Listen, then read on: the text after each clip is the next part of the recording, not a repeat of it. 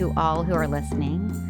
I'm really happy about sharing this episode because, number one, we went on location. Our first time shooting on location. With a dear friend and colleague of mine who has been a tremendous support and also a powerful ally.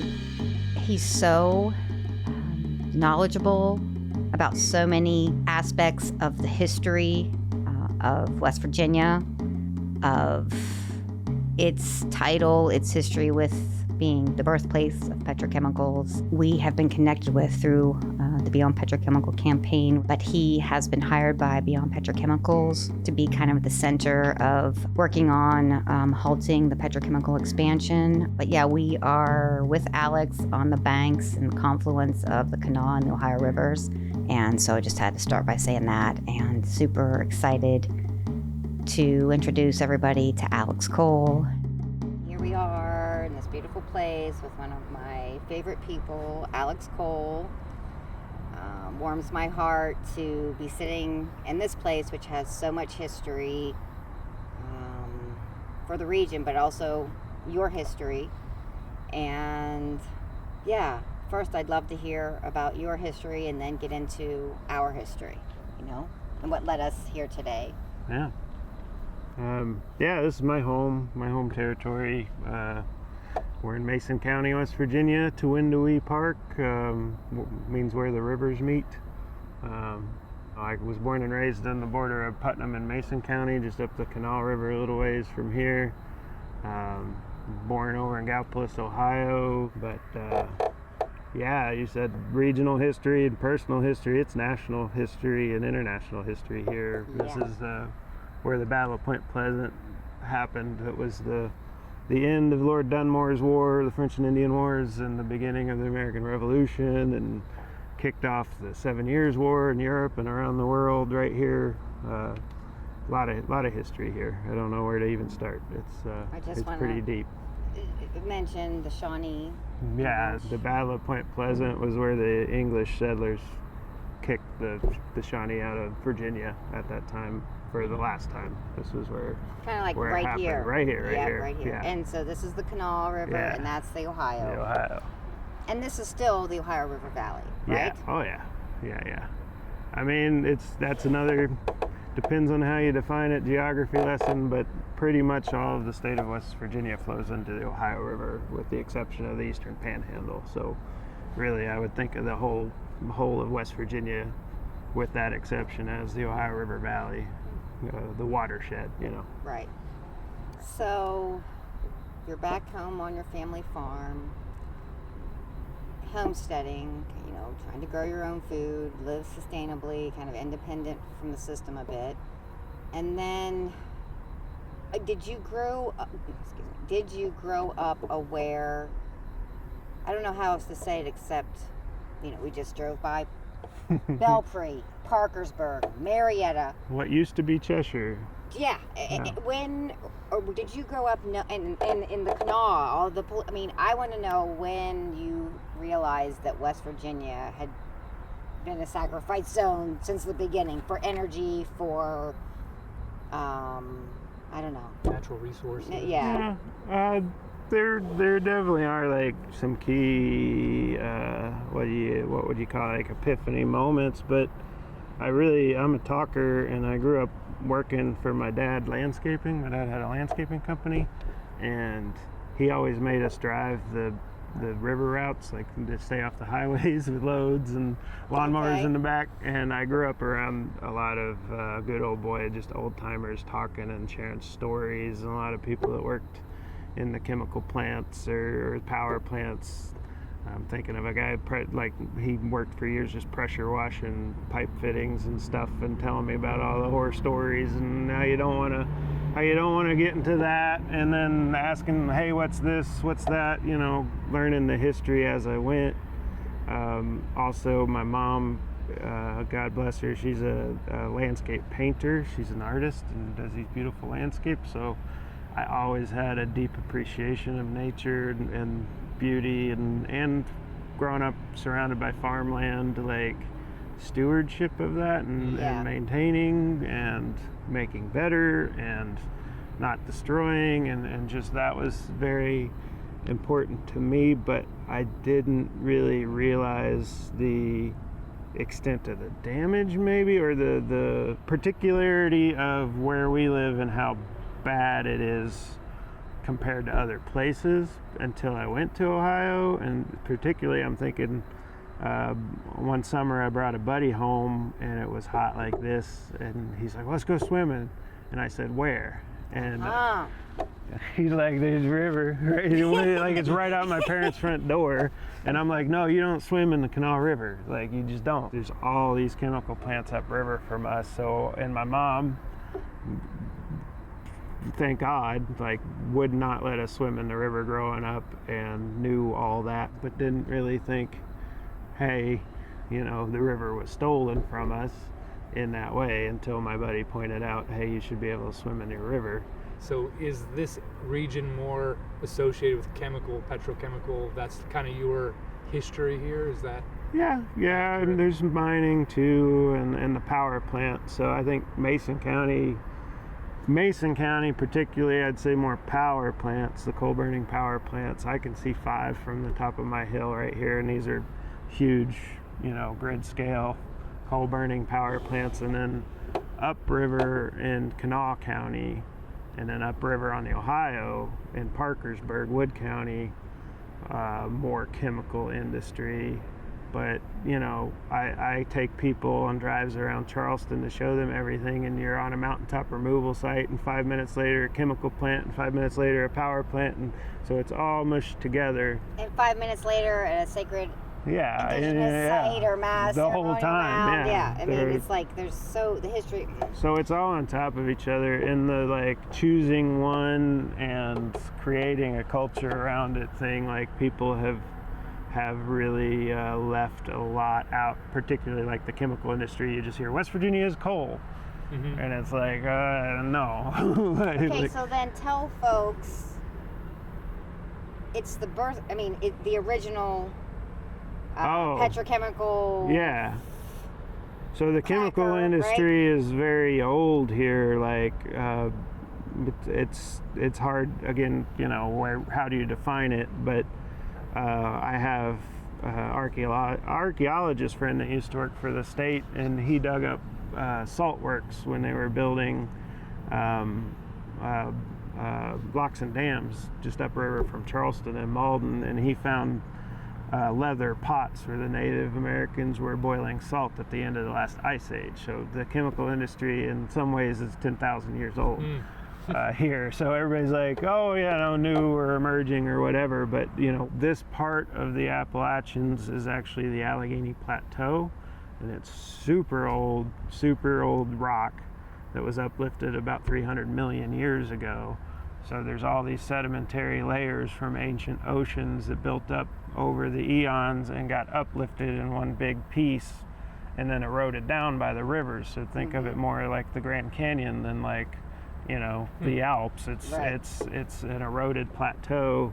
So that's the coal, and that's the shale where the gas is coming from, and that's the salt from the ancient oceans, and it's all super accessible because it's been pushed up and cut into. So just single layers, and for that reason, like, it's also the birthplace of rivers. Like it's the whole Mississippi water. You know, this water is going towards the Mississippi, so that's a huge area, and the layers act like a filtration system. So 300 million years of rain falling through our atmosphere, hitting those rocks, percolating down into the sandstone and into the coal and into the shale and out in springs. We still, if the mountain hasn't been blown up, the springs in those mountains are super pure. And not only that, but they've been purifying our atmosphere for the last 300 million years. So all that different chemistry that was in our atmosphere gets trapped and locked in those layers until, of course, you go and blow them up or drill them or get it back out, and then you burn it and put it back in our atmosphere. So we're really undoing eons of our Earth's own purification system, the very things That's that really made interesting. that made this air breathable for us to begin with. So like a forest or a grassland is a carbon bank. This is like a chemical bank almost. Yeah. That's the sulfur. I mean, when you burn the coal, the sulfur for years has been trapped in those coal seams, and now we're putting it back. I'm looking right at a power plant right now when I say it through that tree. But yeah, I don't know. So when you were growing up here, I'm curious, like, was there, like culturally, locally, was there an acknowledgement of the toxicity of these industries, or were the industries seen as a positive, economic boom, jobs? Definitely an acknowledgement of how dangerous it is, because we had like Wally the Wise Guy. There's this ridiculous thing. Union Carbide had a spokes turtle mascot and wore a big styrofoam suit and came to schools and taught kids how to shelter in place. Yeah. So Wally, because of what? Why because the chemical plant's right above Winfield and Institute Dunbar, Union Carbide, South Charleston. We had to practice shelter in place drills in our elementary school, and our school was built in like the 60s and had whole walls of windows, and we'd be duct taping the windows as if that was going to keep stuff out. Like window air conditioner units, we had to put plastic bags over. Wow. and your drills or whatever? Yeah, just like fire drill. Yeah, so once a year we had to do shelter in place drills. Once we had to do it legitimately, and I was in the 5th grade, and the 5th grade windows looked out on the road, and there was a bridge, just a little overpass over the main road, and a chemical tank hit the abutment of the bridge and started leaking, so we got to sit there and watch it while we were, and it was liquid and didn't aerosolize or anything, so we weren't actually in danger, but it went into the storm drains and on into the river. Again, like with the not realizing it was abnormal until college, like we knew, but we didn't question it. It's just like you were born into it, Do you question the steel industry when you're a kid in Pittsburgh? Like, it's just kind of the air you breathe and the water you swim in kind of situation. But my mom particularly, again, like she was very aware and cared. My grandmother too, she was very just like health conscious and what you put in your body and all that. But my mom tells stories about playing on the riverbank behind our store when she was a kid in the 60s and burying fish from fish kills and making little stick crosses and making cemeteries out of fish for the fish. And so she was also very caring and thoughtful. But then I wonder now, like, she has Addison's disease, which is an endocrine disrupting, the glands don't work properly, and I always wonder if exposure to the water and the mud of the Kanawha River caused that, because it's also one of those like super rare diseases, but there's 5 people in a town of 1,000 people that have them. So it's like, what are we exposing ourselves to? And by the way, Union Carbide doesn't exist anymore, because they would affect. It's a chemical company that started in West Virginia. They had the first cracker plant in the world, you were mentioning earlier, in Clendenin. Cracker plants are a fancy word for like distillation, so that's another just aspect of this. There's all kinds of, it's a fractionator or a cracker, or it does this or that or the other. And I grew up with my buddy, his dad was a chemical engineer, and he'd like to say there's only so much you can do. You can heat it up, cool it down, or add a catalyst. So most of these chemical plants, just think of like chemistry 101. There's a Bunsen burner, and there's beakers, and there's coils. Like, there's really not that many moving parts, and a lot of the processes are variations on distillation. So heating it up and taking the gases off the top. So you see chemical plants often have just one big tower. That's a distillation tower, and that's what they're doing. They heat it up to a certain temperature, and all of one chemical component floats to the top, and they can open a valve and take that off. So the gas coming out of the ground or the coal, often in this case, like Union Carbide started by realizing that the gases that come off the coal when they're coking coal, which is again the same process, heating it up, taking the impurities off. They realized some of those gases were flammable, and they started making carbide. That was actually before Union Carbide was even its own company. Several companies merged to form Union Carbide, I think in the 20s, 19-teens or 20s. So the chemical, that's usually named as the big one for the Kanawha Valley because they were headquartered here. But the chemical industry had already been going on for 100 years before the mergers got to that size. But I think if we go to Clendenin, right? Yeah. The first ethane cracker plant, or what? It was a petrochemical. The first petrochemical cracker plant. Don't know what we. Anyway, like petrochemicals. Yeah. That's the birthplace of petrochemicals. Would you say?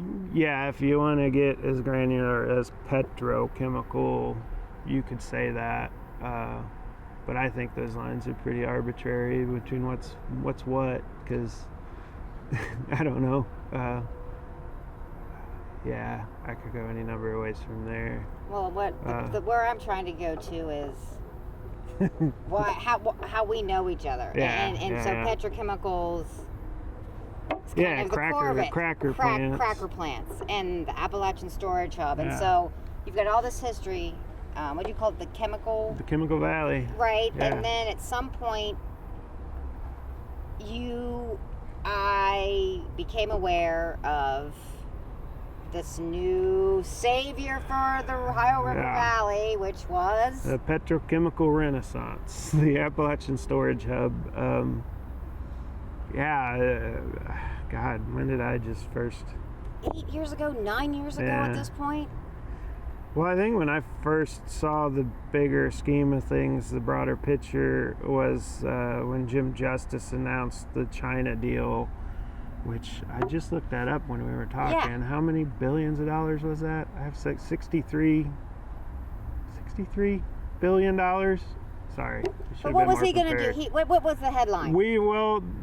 They signed. The state of West Virginia signed a memorandum of understanding with the Chinese Energy Corporation, state entity, to develop an Appalachian storage hub. But that story really goes back to the fracking boom that predated that. So when energy prices were spiking back in the Obama administration, where energy prices are partially spiking because we're fighting wars over energy. Mm-hmm. They figured out that it was finally economical to do fracking, and that drilling deeper in Appalachia meant getting into the Marcellus and Utica shales, and that gas is wet gas, is full of natural gas liquids, so we're drilling for the methane, but a lot of ethane and other things come up with it. Yeah. And so the Appalachian Storage and Trading Hub was this idea to take that ethane, and particularly the ethane, make a lot of polyethylene plastic.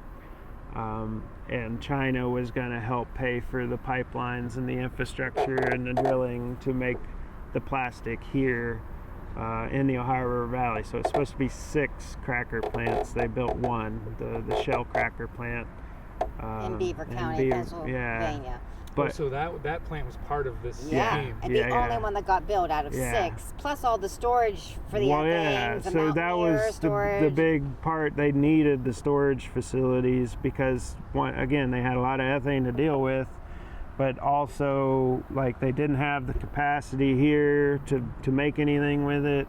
They didn't have the pipelines to ship it somewhere else, like the Gulf Coast, or in China and Southeast Asia. But we are still producing the ethane here and shipping it to other places. Well, and that's, why I got involved.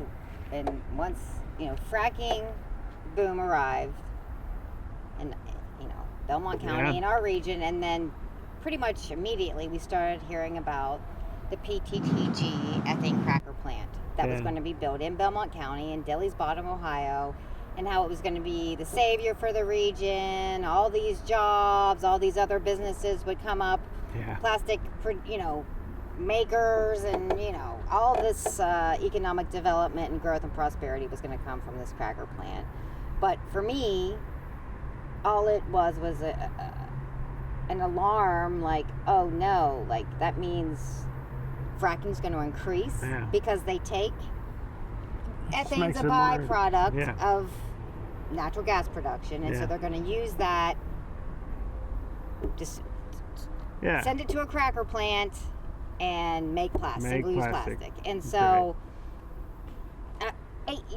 immediately it's like, okay, trying to educate and spread awareness about the harms and hazards of fracking, to, oh, now we've got to add in and educate myself and others about, oh, plastic comes from fracking? I didn't even know. Yeah. Wouldn't blame you. I mean, why would you? For me, all the way down here, I say all the way down here, I'm 4 hours away from, three hours from PTTG. Yeah. 4 hours from Shell Cracker, but you seeing the maps that the state put out, and again, like, this is all subsidized by the state and China in this case, and they paid WVU to do a big geological study, so Shell got a head start on the build out because they already had pipeline infrastructure, to big enough pipelines where they actually had their own storage. Like, you need sort of a fuel tank to feed the cracker. It's not like you can be beholden on the gas direct out of the line, like from the well. Like, you need a tank before you turn this giant chemical plant on to make the polyethylene. Shell had the pipelines, the storage infrastructure, but we were seeing this massive build out of infrastructure to suck gas out of the state, and very little reinvested back in. And then you see these maps of 6 cracker plants up and down the river, and realizing the patterns and talking about it and discussing. Well, Shell was already under construction at the time.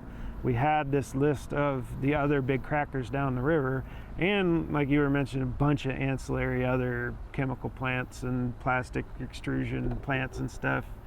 But those smaller, I won't even say smaller, some of them are really big, but corporations that were building those other 6 crackers needed storage capacity, and that's where the state of West Virginia was bending over backwards, paying WVU and National Energy Technology Lab, NETL at WVU, geologists to research the storage potential and find out which geological formations are where, to be able to store that ethane, so those bigger cracker plants had a fuel tank to tap and access. And the one that they identified as most feasible was a salt formation, also up by you and just a couple miles down the road from the PTTG site, and they called that Mountaineer Storage Facility. Salt domes, I mentioned the salt earlier. Salt formations happen in these domes where the ancient oceans dried up, and it's just crystalline salt underground. And to build storage facilities out of those, they have to pump water in and dissolve the salt and pump that salt water back out, and then you can use that for the chlorine plant that's right across the river in Natrium. And they were going to have a pipeline under the river, right? But what about that? What was the big, massive pond that they were going to have? So they first were going to put it into the pond. You have to dissolve a bunch of that salt, and you have to maintain the pressure after you dissolve the salt. So you have to store water in there, and you have to store water on site, so as you pump the ethane in and out, you have water on hand to take up the space. So think of that ethane in this case with water on, I think water floats on ethane, one or the other, I don't know, I'm not a chemist. But one's heavier than the other, and you have to maintain pressure. If it was just a void, the top would collapse. And this is the wells where they were going to do this were like a couple 100 feet from the river. But the whole acres of right all along. It's all along the river. And there's a fracking pad right on the hill above. I mean. So I think that's really where we won that fight, was pointing out how dangerous it was, because the investors and the insurance companies backed out, and then it didn't get built because it was there. I think it was 200 feet from the river. And it wasn't just ethane. They wanted to store ethane, butane, and What was the other one? was it isobutane or propane? I don't know, but They were going to build 3 or 4 of these voids to fill with those different byproducts, right? Natural gas liquids, and then they needed a giant lake next to it, so of salt water that they could pump back in and equalize the pressure. But yeah, just pointing out that that's really dangerous and dumb, and that's the drinking water for 5 million people. And if that dome collapses, there's an old timer I was talking to, and his dad used to work in the salt wells there, and his dad once told him if the dome collapsed, the river would flow backwards for 3 days. Now that's totally made up number, of course, exaggerations maybe, but it would also probably make the river saltwater. So imagine just a giant sinkhole opening up, and then the propane, butane, ethane all leak out, and the salt is mixed with the water, and that's all the way up in the northern panhandle, at the base of the northern panhandle. So salt water from here on down, I don't know how long it would take for it all to dilute or settle or whatever, but that would be massive. And then the city of Cincinnati doesn't have drinking water anymore, like, just to name the biggest one. Yep. So nightmare scenarios, and that was the keystone piece of the whole Appalachian storage hub idea, was to be able to store that there. Well, and one of the things we did. But you mentioned the fracking well. That was the other thing of it too. The fracking all around it. Right, the map. I pulled up a map of like the from the OEPA or the ODNR of all the coal mines and gas wells, and like I said, it was an old salt. There were old salt wells that they were just harvesting salt there as far back as the 1890s. The chemical plant itself already has its own salt wells, plus the fracking now on top of all that. So the geology was Swiss cheese. Yep. And they were acting like, oh, we'll just make a big void and everything will be fine, and nothing will find escape routes. Like, we're going to put this whole thing under pressure. And while we were fighting them, some company was drilling a frack well on that very site. So I'm like, so it was even like, are the frack wells are deep enough that they actually go completely through the salt formation and frack under it. So it's coal mines, Swiss cheese on top from old wells, and then through, and the bedrock is cracked underneath that. And it was just like, how do you guys think you're going to do this? And they already do this a lot of places in the primary and the Gulf Coast. They do it, and they're known to collapse. There's several examples of these things collapsing, but the salt formation here are even shallower than they are in the Gulf. So it's only like a quarter of a mile deep. And they were acting like that cap rock on top was strong enough to keep it all from collapsing. And we were just like, no, man, I don't trust you. Well, and that's one leverage we had and we found with the Mountaineer. You know, the $70 million the state of Ohio invested into the PTTG site to encourage, you know, the subsidies, and like spending that much of Ohio taxpayer money to prepare the site without them even having a final investment decision made. And you know, we were lied to, given misinformation, like it was going to create 1,000 full-time jobs. In fact, it would be 300. But the Mountaineer storage site, people who supported fracking, you know, coal miners, energy guys, like, they're like, that's a terrible idea, it's a bad idea. And so one of the ways we spread awareness about it and got people to comment, you know, the permitting process, we placed full-page ads in the local papers in that area, in Monroe County and Belmont County, and with all the details about it. But then at the bottom, we had a comment that they could sign that said, I oppose this for these reasons. And we got people sending those comments in to the state, you know, about the permits. And then we also, there was litigation about Mountaineer, you know, challenging the permits, I think. So it was a way to expose the threats to, you know, starting at the root cause of fracking, and then, you know, the petrochemical facility for plastic. It was just something that I didn't, of course, I didn't know that you gotta store the ethane underground, you know, to make this plastic and have these facilities in your community. But I'm just saying that we did find ways to reach people who were even supportive of the industry, because it was ridiculous. Yeah. It was so outrageous and so dangerous. You know, There is a lot of that. It is funny. I have like a core group of just people I've known my whole life that I'm like, does this make any sense to you? And again, it's like chemical engineers or guys that work on the power plants. Like right now with the carbon capture, they're just like, nah, it won't work. And I'm like, yeah, you would know, because you're the guy that actually builds the thing that makes the thing happen. So I wish we had those people in DC to as consultants on some of these ideas, because it is grand ideas, and it's businessmen, so they're salesmen. They're looking for investors. They're going to say it's going to be the best thing since sliced bread every time.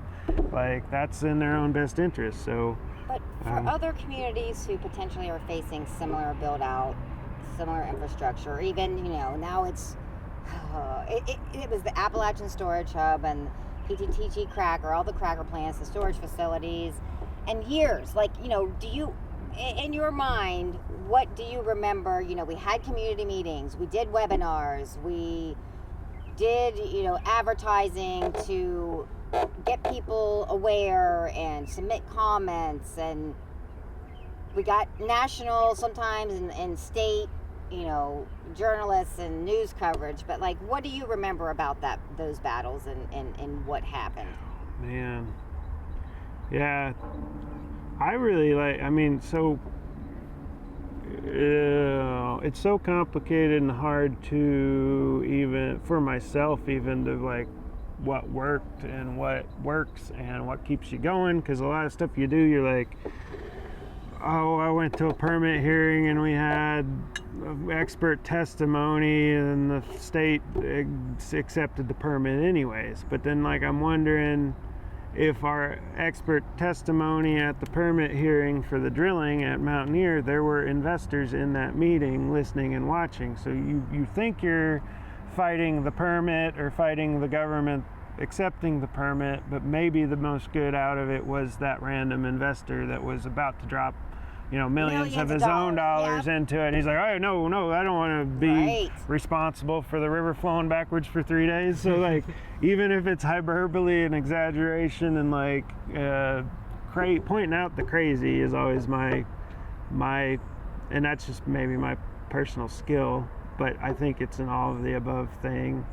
Making sure everybody knows what's actually coming and they're not getting the industry line and getting lied to, pointing out the investment we just mentioned in passing.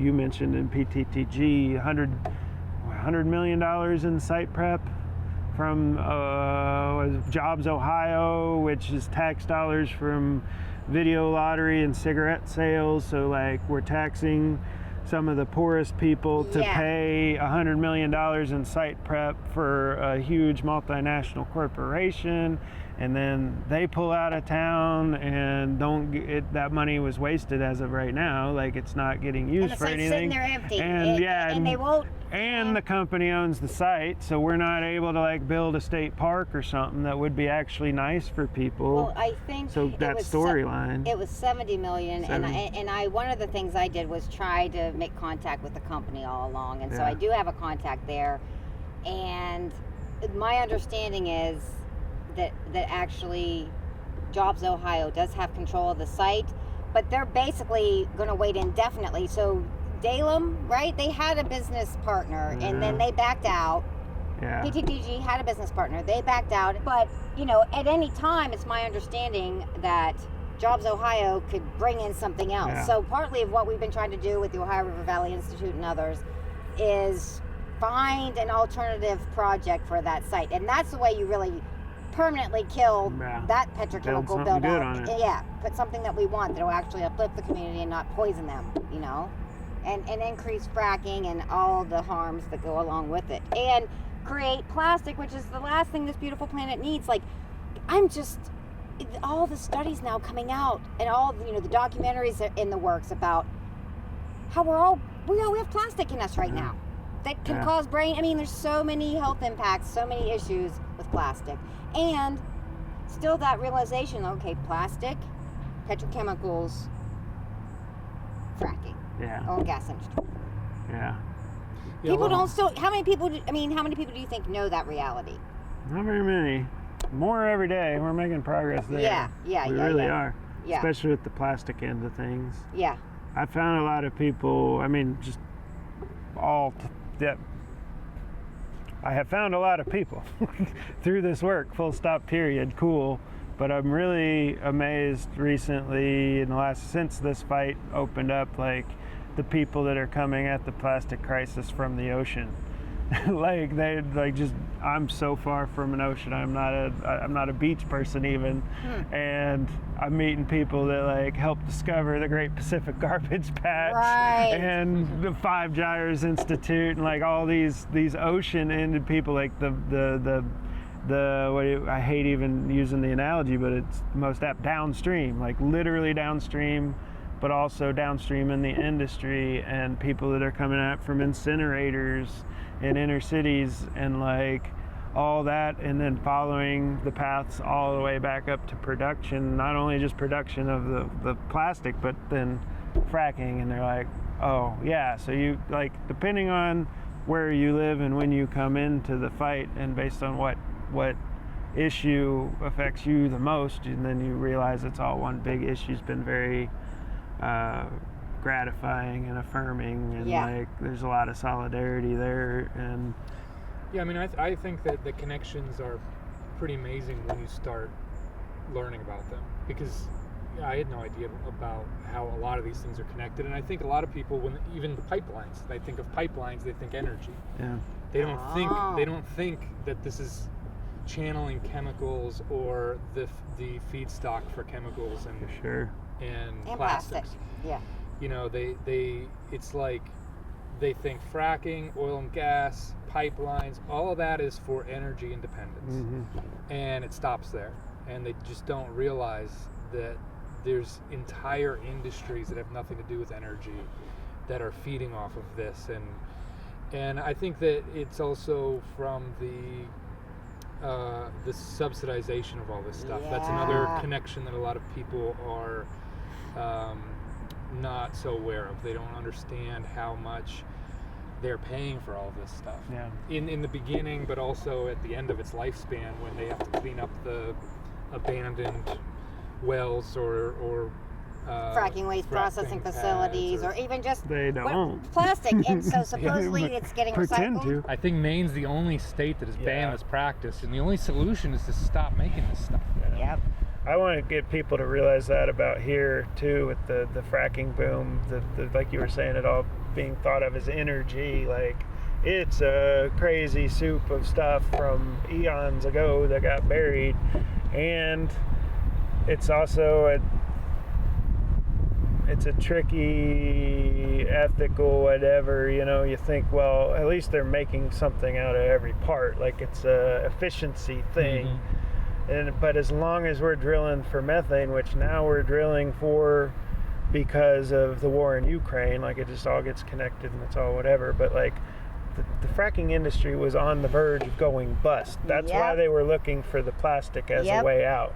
Yep. The war in Ukraine boosted prices because all of a sudden Europe's not getting their gas from Russia anymore, so we're exporting all that. So the fracking industry is actually pretty stable right now, but they are still looking for those secondary ancillary products or hydrogen now as a way just to make more money. They want to make money on every atom that's coming out of the ground. So the only solution is to keep it in the ground. Yep. If they're not making plastic out of the ethane, and they already do this a lot, especially in the Permian, they're just flaring it off at the wellhead and burning the ethane. So 6 of one, half a dozen of another. Would I rather them make plastic out of it or burn it off at the wellhead? I don't really know. Yeah. I'd rather keep it in the ground. Is the point of that.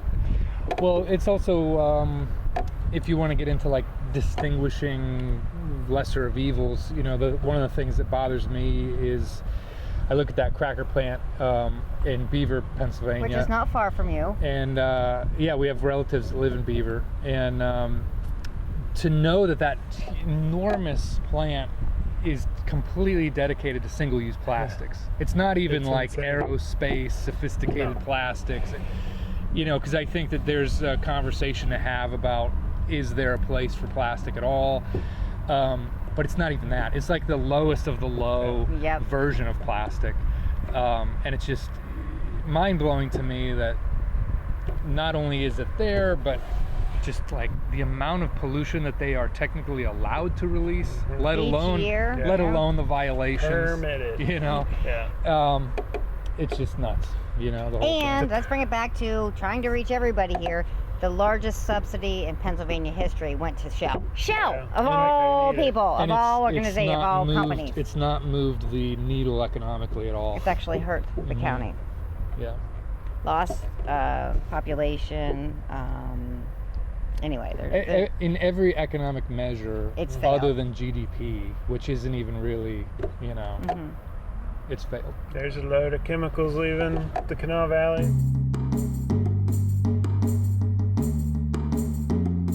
Well, we're back, Stuart. Back in the studio. After, I want to say a wild adventure. Lots of people use that term, but it was uplifting. Also, just, I texted Alex. I'm like, I had a blast. Thank you so much. He's like, me too. Thank you. Like, it was just a really fun day. It was a really eye-opening trip because that was my first time personally being in an area so dominated by petrochemicals. The cracker plant that we started to talk about towards the end of the interview in Beaver, Pennsylvania, is kind of my only experience of a large-scale facility like that. And driving down, it was Interstate 7 along the river there. It was just plant after plant after plant after plant. And it was really, you know, amazing in not a great way to see that and to smell it. Mm-hmm. Well, and we started talking about the Shell cracker plant at the end of the interview before we decided it was we needed to move. It was hot. The episode, even though there's a lot of heavy information in history, it's also, I wasn't dragged down by it. It's somehow it uplifted me because knowledge is power, right? Mm-hmm. And so exposing the history and the current issues and continued issues from these polluting industries, these exploitive industries, you know, and the fact that, yeah, West Virginians should be living a really good life overall, everyone, because they've sacrificed so much. And a lot of the energy to even build this country came from there, you know, continues to come, and they're just struggling. And so, and another contrast Right. where you have these industries making billions of dollars just looming over these communities of impoverished people who are being polluted and poisoned by, you know, we were driving to the old TNT the old TNT factory facility, or compound, yeah. And there we passed a high school football field that was like right underneath one of these places, and it just was just remarkable to me that exists. You know, you see it a lot in social media and videos and things in other countries. Like, we know that, like, in other countries where there's no regulations, that situation exists, but to see it in a community 2 hours from where I live, basically, or 3 hours from where I live, it's pretty stark. Yeah, but now it's what? 20 minutes from where you live, 15 miles with the Shell cracker plant in Beaver County. So you've got that visual, but this is, West Virginia is dramatic in the sense just one after the other. And then you see the coal mines and power plants. He pointed out a mountain in the distance to us at one point. He said, "You see that mountain with no trees on it?" And he said, "That's a pile of fly ash." From mining. And I was just like, "What?" Because around here, I feel like fly ash is usually in a pond. You know, they put it in, they fill the area with water. So I don't think I'd ever seen just like a bare pile of fly ash like that. And I'm sure they say, oh, we douse it with water or whatever to keep it from becoming airborne, but there's no way that you can keep that from becoming airborne 100% of the time.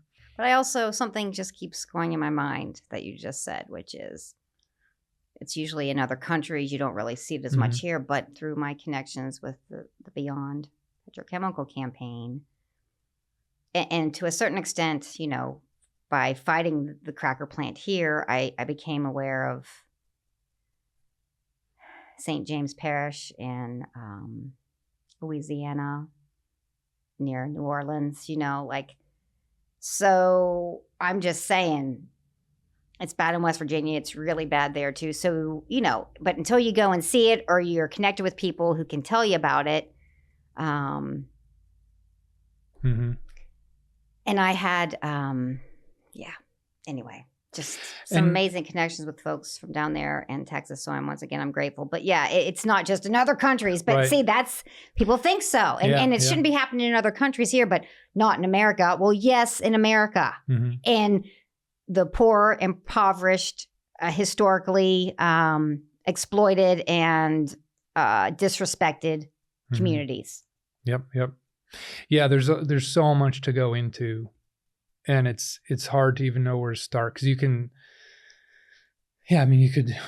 have a real big conversation about the inequities that exist. You're not going to see that by a really, really wealthy area, but you will see it by a very impoverished area. But also to be uplifted and to kind of find a bit of hope through this conversation and the experience with Alex, for me, it comes back to, yes, these issues are intense and can at times be overwhelming, and there's so many problems and so many issues.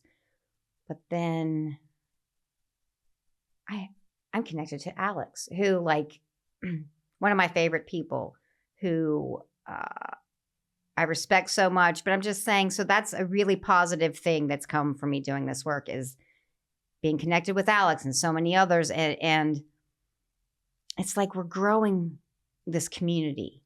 And as we're growing this community, we're also uplifting and spreading the truth. Yeah, and I think to kind of dovetail from it's very striking to me that Appalachia produces so much for the U.S. economy, and yet so many of those communities are impoverished. Yeah. One of the last things we were speaking about when we, packed up from the river, from the park there with Alex, was about the shell cracker plant and how largest subsidy in Pennsylvania state history, and how so many promises were made about jobs and economic growth and prosperity, increase in population for the Beaver County. But in fact,